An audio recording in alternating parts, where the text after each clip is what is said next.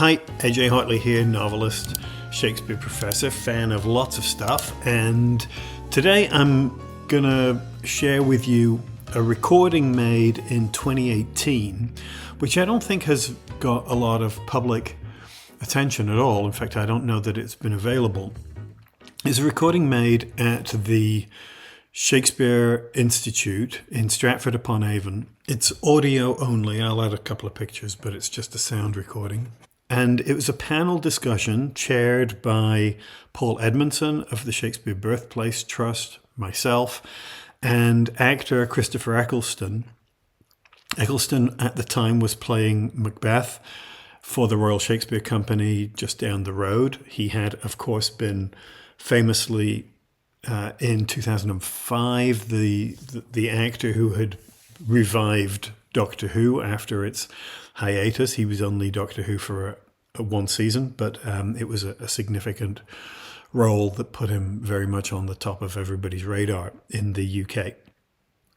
And we're going to be talking about his performance of Macbeth, his attitude to Shakespeare, his work and his heritage, but also my novel, Cold Bath Street, which had just come out at the time. Cold Bath Street was my 19th novel. It's a ghost story, technically a young adult story, which grows out of the myths and legends of my own childhood and adolescence in Preston in Lancashire.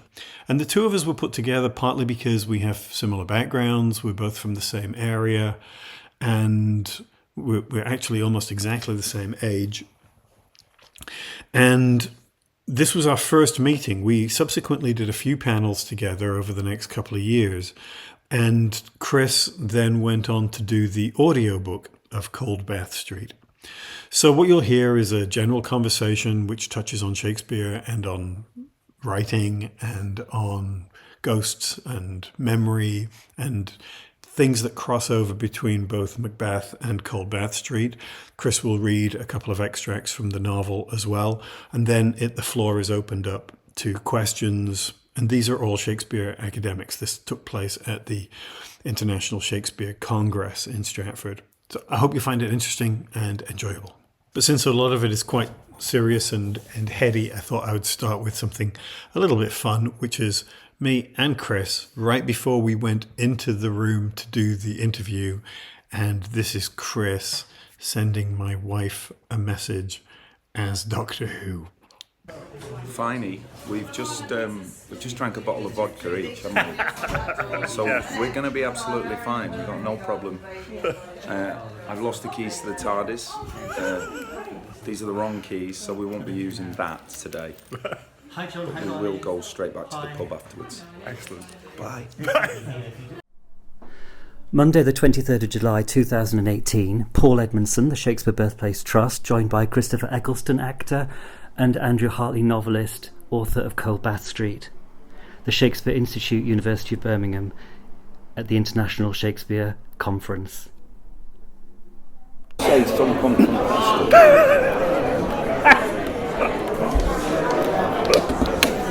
Thank you, Tiffany. Hello everybody. Hi, welcome back. Thanks for coming to this discussion. My name is Paul Edmondson from the Shakespeare Birthplace Trust, and it gives me enormous pleasure to introduce someone whom you all know, Andrew Hartley, who's a delegate to the conference, the Ninth Doctor. And to his left, the great Christopher Eccleston, who himself is playing Macbeth this season. He's a celebrated Hamlet from some years ago. And of course, he's just mentioned, for those of you who know and love British television, a celebrated Doctor Who. Please welcome them.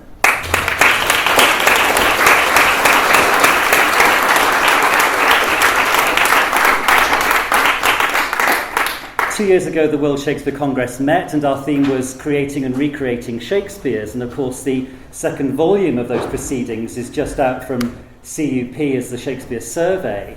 And recreating Shakespeare in different art forms continues, of course. And the reason why we've gathered this conversation is Andy's 19th novel, which is called Cold Bath Street. And it's just out from University of Central Lancashire Publishing, UCLan Publishing, who are sponsoring this event. Thank you very much, UCLan. And what we thought we'd do is we'd have a moment to celebrate the novel by somebody in our midst, but also because it's a supernatural novel aimed at the young adult audience. I found it a real page-turner. We thought, well, how about introducing also someone who's taking part in a ghost story down the road and having a conversation about the supernatural and fear in different art forms. So that's where we'll start from, and we'll talk among ourselves for about half an hour, and then I'd like to open the floor for discussion and questions for 15 minutes or so, and then we'll finish promptly at 5 or just before. Andy. Yes. This here novel. This here novel. It's set up north. We're all from the north. I'm from York.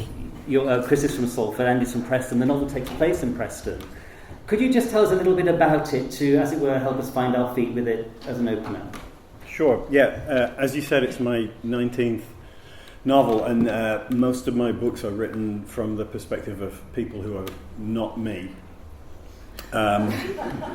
Because nobody wanted to hear about me. So, but this time I thought I would try something different, and I wanted to write. I'd been kicking around an idea for a ghost story told from the perspective of the ghost for a long time, but I didn't know what to do with it.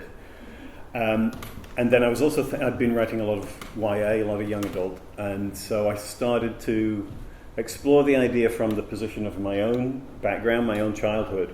So the novel is set in 1978, and the main character is 14, and his name is Preston, because he's from Preston, and he dies at the beginning of the book. And so the story then became my way of getting into it was to personalize the story as much as possible.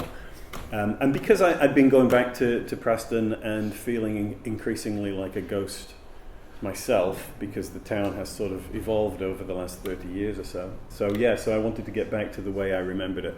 So it's set in 1978, and the character is as close to being me as was possible.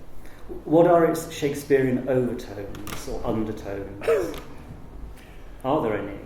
Well, there are some, aren't there? I think whenever you're dealing with the supernatural and with questions of memory, the book is very saturated with ideas about memory and with ideas of parents and children. Then I suppose those are Shakespearean.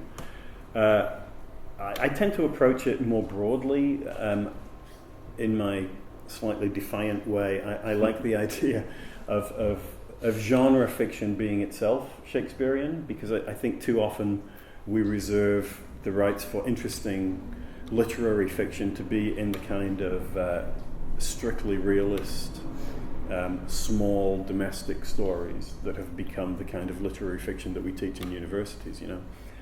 Whereas for me, part of the appeal of Shakespeare is that he tells these sensational stories, big stories full of witches and magic and all kinds of strange things, and that there's no paradox between those kind of stories and a level of writing which is always rich and complex in terms of theme and character and so on. So that's what I would like to aspire to, insofar as the market will allow me. Does Shakespeare empower you as a writer? Well, it's like, is Hamlet inspired or empowered by the ghost? I mean, you feel loomed over, don't you? You know. Yes. So I think it's always an impossible standard to reach for. Obviously, I'm not claiming to be that kind of a writer myself, but it's aspirational. So when you're beginning to put together, as it were, a supernatural world, and you're writing especially with an audience of, how old do you imagine your audience to be in mind? For this book, I mean, because I write all over the map, but for this book I would say sort of 9 and up, thereabouts. So how do you decide, as a writer, what they might find believable enough and scary enough? Well, this is another way in which a story like this, as a paranormal story, isn't truly a fantasy novel, in the same way that Shakespeare writes paranormal, but he doesn't really write fantasy, because he's not creating huge worlds, you know. He's not a Tolkien, obviously. So the supernatural dimension is always shaped and contained by the real. Yeah. So I think that's what I'm trying to do with a story like this. And the more you try to anchor the book in real stuff, the more I think that buys you freedom to then push the envelope as far as the less plausible stuff. The audience will come along with you if the world of the story feels absolutely plausible. Does that mean? It does. And were you drawing on your own experiences and fears as a young person or child when you were writing the novel? Yeah, I mean, as some of my friends will tell you, I am about 12. What now? Yeah. So it's not that hard to remember what it was like to be. If he's 12, I'm about 5. But yeah, we were talking about this before. I was always fascinated and terrified of scary stories, TV, film, and things. And I would sort of force myself to stay up on Saturday night and watch Hammer House of Horror and what have you, and then have terrible nightmares, and then do it again the following weekend. Yeah, I was a bit the same really growing up. Chris, what about you though? Growing up with your earliest memories of being afraid, sort of tapping into what. I was afraid of my father. Memories of fear. I was afraid of my dad, which would, if he was here now, it'd break his heart to hear that. But I was terrified of my father's mood swings, and that led me to play Macbeth. I've realised that I was in Macbeth when I was 17. I played Macduff and the Bloody Sergeant, and what really fascinated me about the play was that it was a portrait of a very, very, well, obviously, deeply flawed person. And I knew one who I loved very deeply, which was my father. It's only struck me today, really. Am I rambling? No. Okay. That was me. Right. I also had a death in my mum's auntie. My mum's auntie came to live with us, Auntie Annie. And she died in the house, and I was probably 6 or 7. I have no memory of the day of her death. I remember playing with her and her being there, but the day she died and Mum or Dad saying Auntie Annie's dead, it's blanked.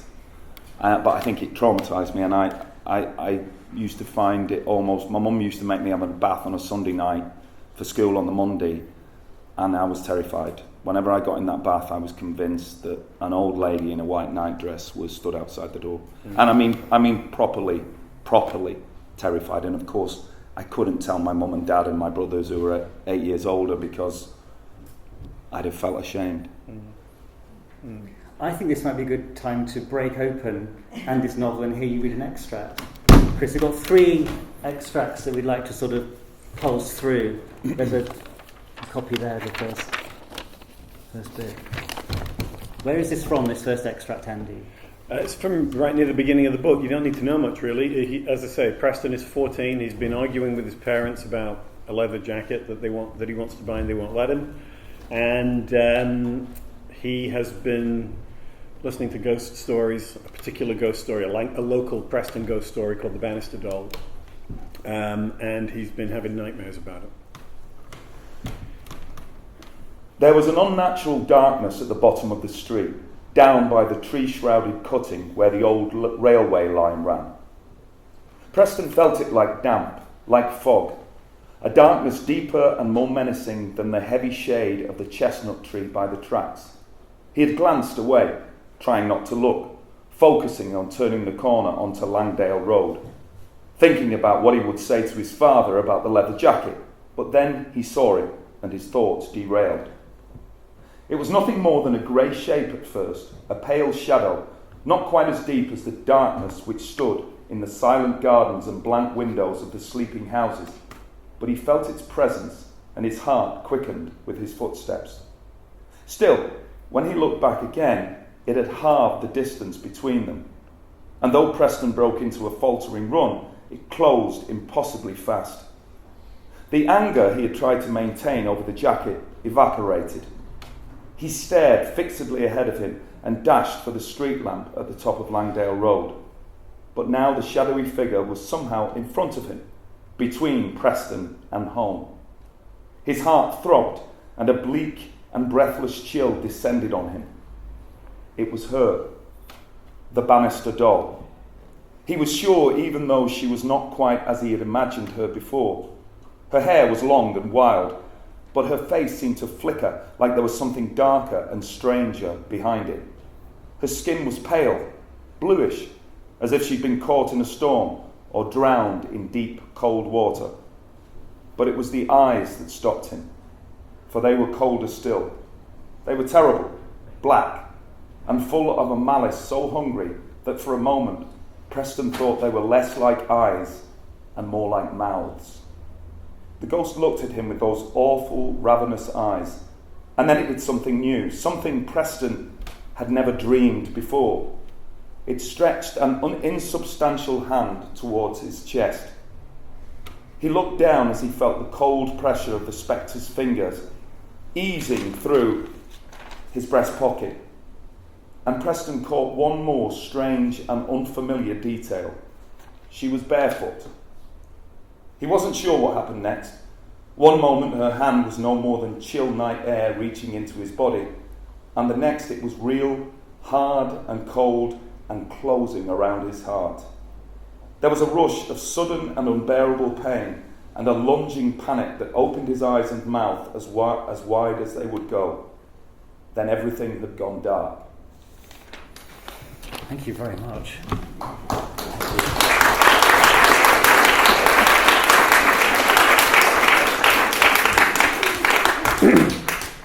I suppose without any spoilers, Andy, what is the Bannister doll?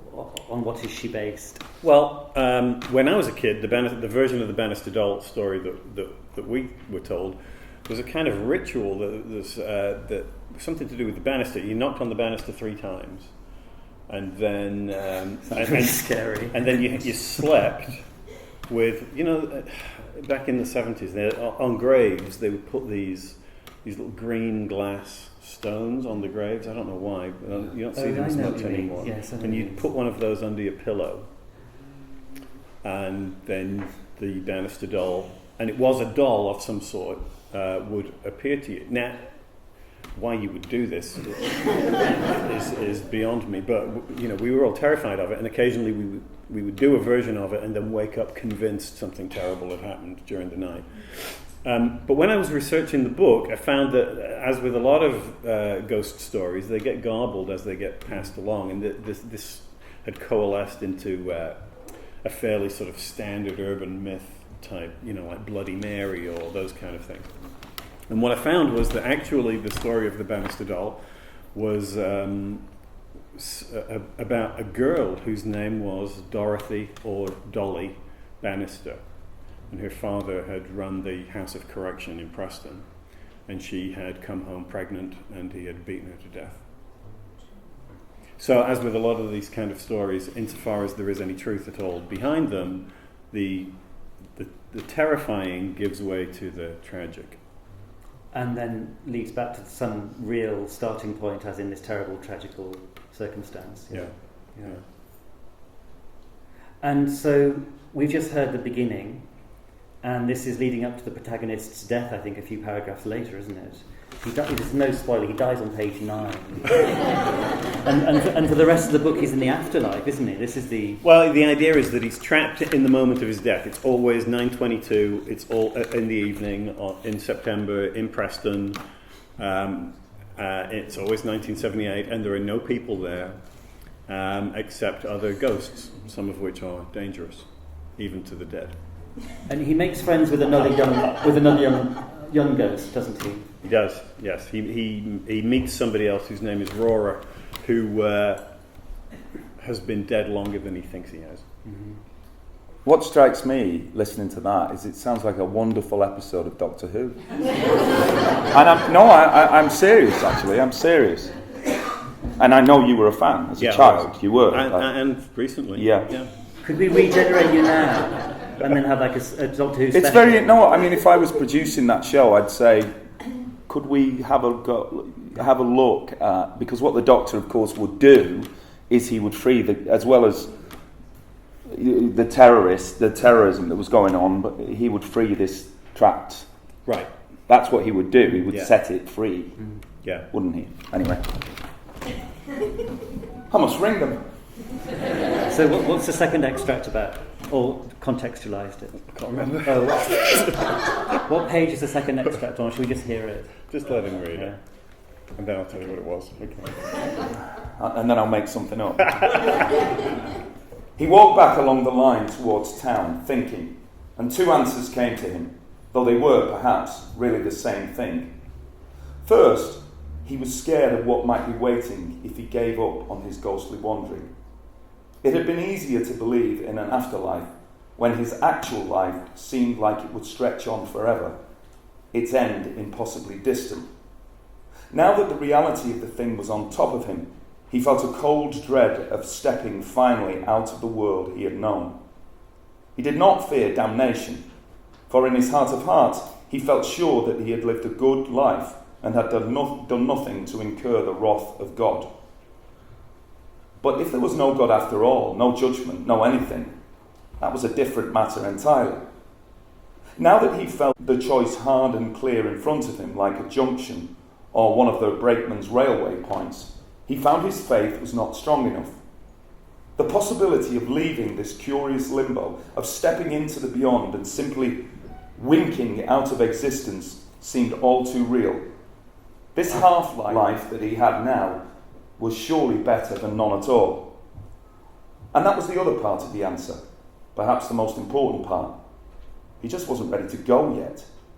He couldn't see his parents, but he could see his house, his room, and he could imagine them moving through that space, thinking of him, missing him, though he could not perceive them. But maybe one day he would master that too, and not just by glimpsing them for a few exhausting seconds. He had already done that without really trying. Even Rora had done that. Preston had a gift for it.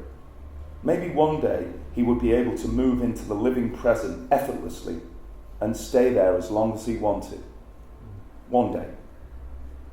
Except that it was always the same day, the same night, to be precise, and he was stuck in it. Because the debate about whether or not to move on and join the sincerely dead was purely abstract, a mere idea to torment himself with. Whatever he decided would make no difference, because he had never been given the option of moving on. There had been no dazzling light into which he could walk, no door, no ladder like the Bible stories had said. He had merely died and woken up in this no place, this lifeless shadow of the world in which he had grown up. He pushed the display button on his watch and watched the square-sided red numbers flash up. 9:22. Always. He had not chosen this. He was merely here. Preston had no answers to his own situation, but maybe he could still help the brakeman, and he should focus on that. Instinctively he felt that the key to doing so was to getting a full account of the railway accident that had killed him. Though the brakeman himself couldn't explain it, there would be other sources. There would be local history books and old newspapers, and Preston knew just where he would be able to get access to them. The Harris Library. He had been walking along the track, past Gamble Lane and the Cromwell Road Bridge, through Deep Dale towards the heart of the town.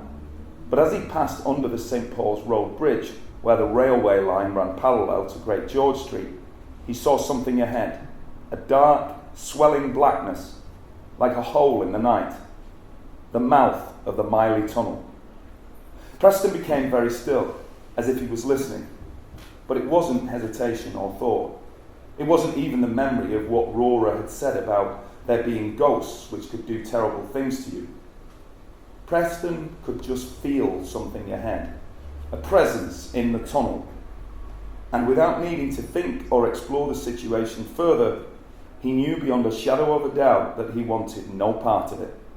There was, to put it mildly, no way he was going to walk into that great black maw, even if he didn't feel the familiar thickening of the air which barred his progress in places he had not been in life.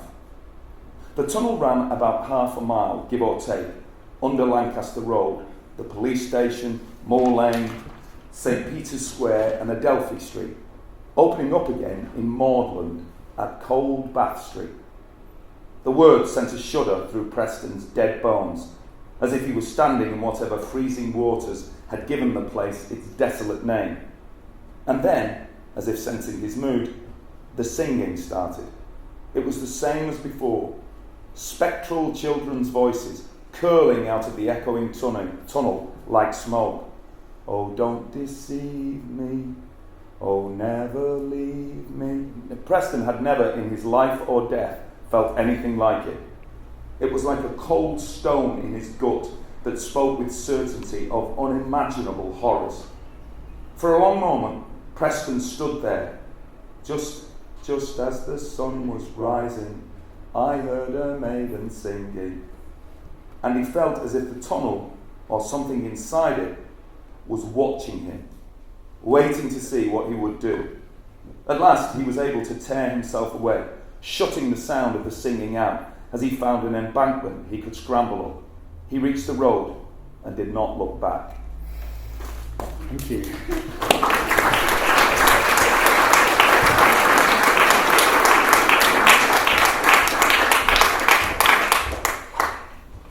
There's no Doctor Who in the story, and in the absence of the Time Lord, Preston himself, of course, is having to solve this one, and gradually he works out other ways, maybe other glimpses of the parallel world, our world that he's left behind, doesn't he?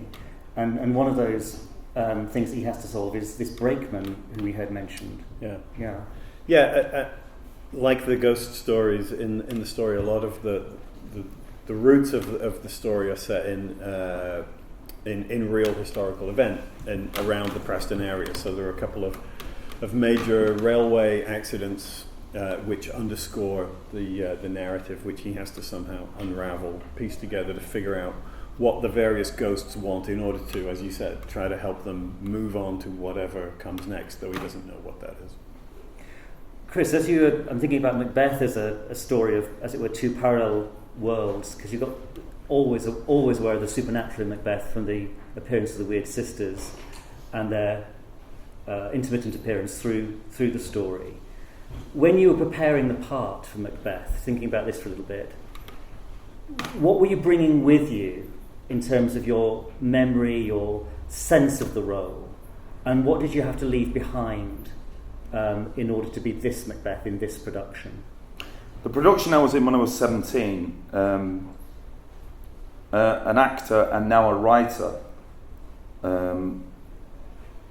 who wrote a film which you might be familiar with called East is East, which is set in a chip shop in Salford where I grew up.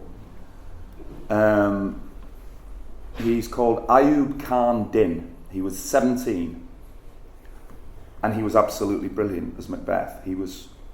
I'm 54, and to do what he did at 17, so I have strong memories of his performance, and I think I'm nicking a lot of stuff from Ayub Khan Din, so thank you, Ayub. I mean, most people in this room have not yet seen the Macbeth. Oh, yeah. But what might we anticipate in your performance that you are, as it were, acknowledging you took from Ayub? I think I was... one moment of absolute rigid fascination for me in the play, and Stanley Wells is here, and it's one of the things I'm going to speak to him about, is the moment when Macbeth enters and begins to act the innocent. He walks in, he goes out to apparently look for the first time at the corpse of Duncan, and he comes back in and he says, "Had I but died I'm doing it tomorrow night." An hour before this time. What? Had I died, it's an hour. Had I Died an hour before this time. Had I but died an hour before this time, I'd lived this chance, I'd lived the blessed time. For from this instant there is nothing serious in mortality. All is but toys, renown and grace is dead. The wine of life is drawn, and the mere lees is left this vault to brag of. I was fascinated by that moment. I've only really realised that having been asked the question. Because later in the play, Macbeth talks about equivocation, the fiend that lies like truth. Now I'm making a connection here He's the fiend that lies like truth. Because when he walks out and says, had I but died an hour before this chance, I'd lived a blessed time, he's saying, had I not done this, I was a good man. So he's lying with the truth, isn't he? And I try and do that every night, and I've still not got it right. It's a confession, tomorrow and tomorrow and tomorrow. It's a confession. Had I but died an hour before this chance, I'd lived a blessed time. But it also, apparently, maybe convinces some of the other people that he's in it. It's extraordinary. And did you find yourself, as it were, tapping into memories of fears that you were bringing to the role in order for us to believe in Macbeth's fear? Is he afraid, Macbeth, your Macbeth? Yes, he is. I think probably fear is the word that's used most in the play, possibly. How is it with me that every noise appalls me? Why am I am the greatest warrior you have ever seen, and now I'm jumping like a baby. I am a man, you know. I may do all that. I am a man. It's about masculinity, and he's absolutely preoccupied with what it is to be a man. And he's a soldier, and he starts seeing ghosts. I don't know if I'm answering your questions here. Well, I'm interested in what that does to your sense of what you're doing on stage. I mean, when you see the bloody dagger, for instance, do you actually see that in your mind's eye? What does it look like? And then you imagine murder, the person of murder walking in front of you. And all of these things. What I do in my performance, spoiler alert, is I try and become Tarquin and his ravishing strides. Psychologically, what's going on, I've still not got it right. I'm failing every night, folks. I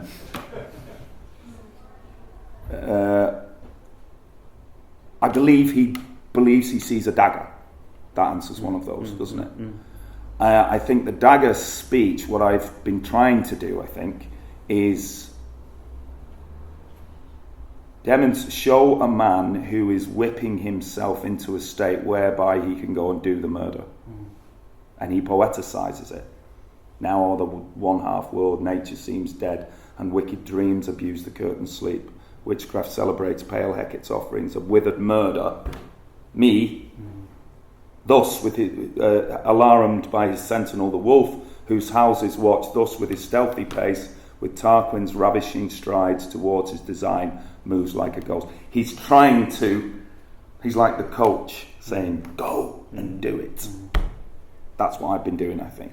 Did you and Lady Macbeth see yourselves as very much being pushed by the supernatural world, by these weird sisters, that you were, as it were, locked into their will? Was that? I would say no. Me and Niamh Cusack have very much that what has pushed them into this murder is their codependent relationship, which has become codependent as a result of a profound trauma, the loss of infants, probably 3, either at childbirth or cot death, which has traumatized them beyond belief. And magical thinking, I think it would be called, has led them, or at least maybe Lady Macbeth, to believe that all that grief will disappear if they become king and queen. I was saying, I've been going around primary schools and I've asked the girls the girls to tell me what they think of Lady Macbeth, and they've all said she's horrible. She's ambitious and she's mean and she manipulates Macbeth. And then I say, what do you think of Macbeth? And they say he's a nice man, but his wife makes him do terrible things. I mean, basically a portrait of misogyny, really. And we've gone. I didn't want to be any part of that. You know, and our production, I hope, does not tell that tale. Macbeth breaks the news to her first. I want to be king. He says it. What beast was it that made you break this enterprise to me? He starts it. And I'm not interested in damning him either, but certainly It's interesting the way children read that book. It's not what they're being taught, which is what you asked me. Yeah. It's what they take from the text. Interesting. Were you aware of any Shakespeare, as it were, whispering in your ear at any time when you were writing these supernatural moments? I'm just thinking of staring into the dark tunnel that we just heard, that very vivid passage of, and the air thickening, the light thickening. Light thickens. Yeah. You know, Yes. Probably not consciously, No. you know, but I mean, I've read the play, so so it may bubble up occasionally. Yeah. well, I think now we'll break open for some questions and comments, please, from all of you, or some of you. And a hand up there, please. We've got a microphone for you. Oh, it's Stanley. Yeah, I am not a young adult. I have read the book, I haven't watched it, and I just want to say, I wonder why you're laying this emphasis on it as a book for young adults. It seems to be no more a book for young adults than Alice in Wonderland, for example, or Rebecca is a book for any particular age limit. I think it's very fine, very frightening book. I think you don't diminish it by this more. That's very kind of you, Stanley. Thank you. I think a lot of this is about marketing. You know, the moment a book has a protagonist of a certain age, it gets pigeonholed as a YA. I'm sure the publishing house would think of it as a crossover book, which has adult appeal, which we've been more alert to since the days of Harry Potter. You mentioned the publishing house, and Andy, could you just describe the very unique way in which UCLan decides to publish its works? Because it's unusual, isn't it, as a publisher? They'll take any old rubbish. No, that's not true at all. The UCLan is a student-led, student-run publishing house. So it is effectively a course in publishing which generates product along the way. So it's not traditionally speaking a publisher or even an academic press. It works in a different way, and that for me has been great because I mean in the States where most of my stuff is published, I've been pretty much exclusively with major New York houses, with Penguin and Random House, Tor, Macmillan, and so on. And when you're working with those kind of organizations, they're producing hundreds of titles a year. And the people working on them are all juggling lots of different projects. And there's something really special about working with students who feel a sense of ownership of a single project that they're working on, and they're pouring themselves into it, and they're learning the ropes, but they feel like it's their thing. Right, I mean, all the way through to the design of the book, the size, layout, the cover, the illustration, everything. And its marketing and its distribution and so on. Yeah, absolutely. Thank you. The curious incident of the dog in the night time crossed over, didn't it? Yeah. I bought it as a novel for young adults, and the publishing house it was with didn't have the facility to, so it's published by a second house, didn't it? That happened. The Mark Haddon, The Mark Haddon book. Yeah. I mean, with the Harry Potter books, sometimes they exist as with different covers, right? Yes. Yeah. So that adults won't feel embarrassed about reading the YA version, but they have to pay more for it. Question from Evelyn. Some of us here have seen the production Thursday night. Those of us who went to Radical Mischief. Oh, yes. Oh. It's amazing. And I was particularly grateful and appreciative to hear you mention the concept of misogyny. And we encounter these kinds of attitudes in our students all the time. I also like what I heard you say about gender and how it has everything to do with masculinity.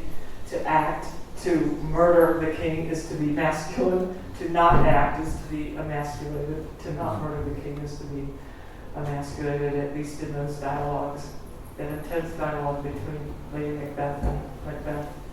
I wanted to ask a question that you may have already touched on a bit, and that is, do you think, when we teach the opening scenes of the play, some of us, we ask our students, do you think the encounter of Banquo and Macbeth in Act 1 is a matter of the weird sisters planting seeds, the ideas in Macbeth's mind, or do you think that they're merely drawing out that ambition that's already within him? Which way, if I'm making myself clear, which choice have you made? I just want to comment on something you said earlier, which is Macbeth's final argument for not doing the murder is the extraordinary line, "Prithee peace, I dare do all that may become a man. Who dares do more is none."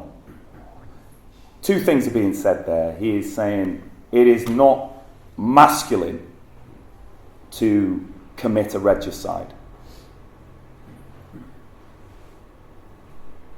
I am not a man if I go and do this. I will cease to be a man if I go and do this.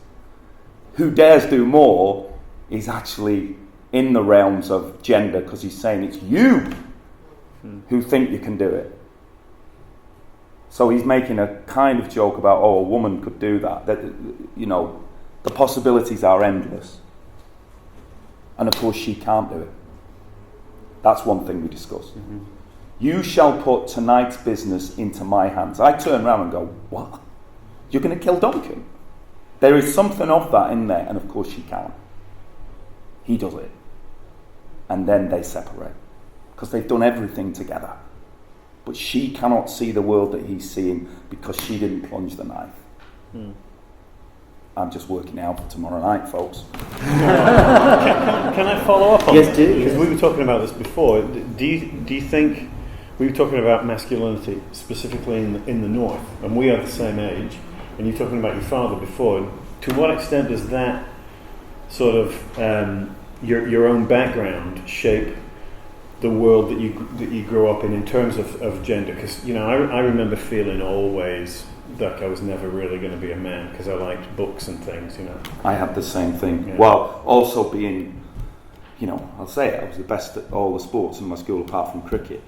But I could do all those things. Right. But I was also, a mummy's boy, very much a mummy's boy. I was hugely bookish and imaginative, and the whole narrative of my life is what is masculinity, Right. as handed down from my father, who was denying huge areas of himself, which I believe contributed hugely to his dementia, because he was repressed, and he repressed his vulnerability and his sensitivity. He was passionate about literature, but he worked in a factory, and if you work in a factory you're supposed to behave in a certain way, and actually it helps. You can't be too sensitive if you're near heavy, Yeah. Sorry, did that make any sense? Absolutely, yeah. Question here, please, Isker. You mentioned the fact that you thought Lady Macbeth and Macbeth were traumatized by the loss of children. Did that play into the fact that the Weird Sisters, in fact, are 3 children? Yeah. It seems Carrying dolls, carrying female dolls. The doll. The other moment about children in the play, that it's a single line that Macbeth says, and if you don't listen, it goes away. He has no children. He says of Macbeth, and suddenly the play clicks into focus in a very, very different way once you actually hear that line. I think he's actually saying it about Malcolm. He says it about Malcolm. You may be right, but my feeling is that Malcolm says, let this be the whetstone to your grief. Use this. And I have always heard it as the response to the death of Macbeth's killing Macbeth's children,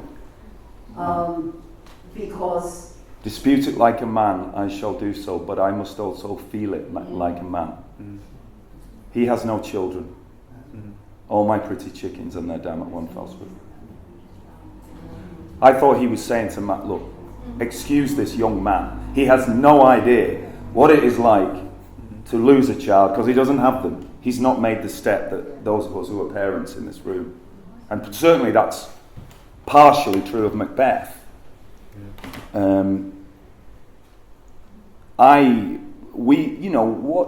What actors do, rightly or wrongly, is they make up stories that they agree on. And sometimes the audience does too. Yeah. Good, thank you. And that's He Has No Children could be the title of the play. I absolutely agree with you. And thematically, it resounds very strongly with the lead character. Absolutely. There's, undeniable. I'm rambling. No, it's great. We're going to take it back to Coldbath Street to finish off with, and have a final extract. Which part of the novel is this from, Andy? I suppose it's before one of the sort of the big climactic scene near the end. Okay. The intersection of Marsh Lane and Ladywell Street was silent and nondescript. The road surface was patched, the yellow lines faded. The painted faces of the sorry brick houses, one of which was now a snack bar, was chipped and stained. Only the low walls of shaped stone spoke of something old and stately, now long gone. "What are we looking for?" asked Rora. He'd grown agitated as they had moved into this part of town and kept fiddling with a flap of skin where his fingers had been. "We don't want to be around here so close to the Miley Tunnel. It isn't safe. This is her territory." "Shh," said Preston, gazing up and down the darkened street, listening with dread for the sound of children singing. He saw something, a light which hovered for a moment, then vanished. "What's that?" He pointed down the street. The two boys kept very still, staring into the night. "Nothing," said Rora. "There's nothing. Come on, let's go." But then it was back, a prick of light, small and uneven, so that even when it was in full view, it seemed to flicker. "A candle," Preston whispered. "No," whispered Rora to himself, not in disagreement. It was like he was trying to shut the moment out entirely. Preston felt it too, like cold, like darkness in his heart, his soul, and suddenly he wanted to be anywhere that wasn't this place.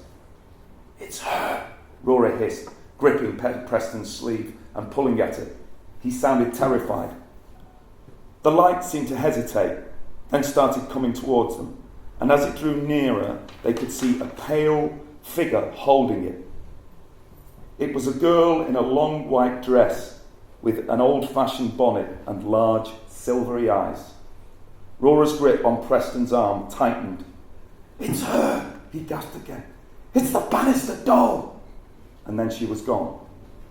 One moment, Rora's hand was locked around Preston's wrist, and then he was off and running. Preston, frozen to the spot, could not move, could only stare fixedly ahead at the shape of the girl, drifting swiftly towards him, her gaze level.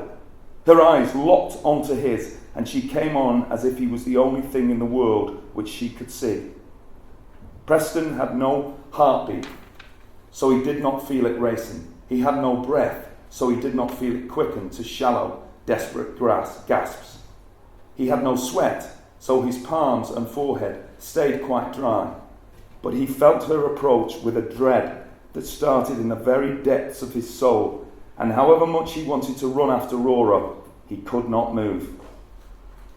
The decrepit buildings seemed to fall away, fading to black in the night, and there was only the ghost of the young woman, her pale eyes locked onto his, and her mouth opening. Preston's terror mounted, but even now he felt a wild impulse to force it down, to master his fear, just long enough to ask the question which burned in his mind. Why me? The girl drifted closer, and Preston's hands rose up in front of him in a vague and pointless gesture of defence. Fingers splayed to catch the terrible hands which had once before reached into his chest and closed about his heart. And yet, as she came close, he was less sure. Her mouth was opening and closing as if she was trying to speak, and the eyes he had thought were fixed and were fixed with hatred now looked merely desperate and earnest. Indeed, she looked like neither the figure in the painting nor the thing which had attacked him, and there was none of that dark, shifting malice behind her eyes.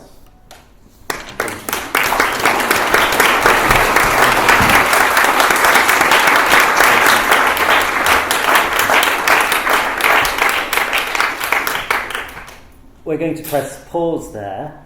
Cold Bath Street, of course, is for sale in the garden. And it's at a discounted price of £5. It's normally £7.99, I know. Andy will be only too pleased to sign copies for all of us. Andy, look, congratulations on this, and I hope it really flies. It's already taking off, and I hope it just really flies high, this, for you. So we all congratulate you, and we congratulate you, Chris, on your Macbeth, and we most of us look forward to seeing it as well during this conference week. Please thank Christopher Eccleston and AJ Hartley very much.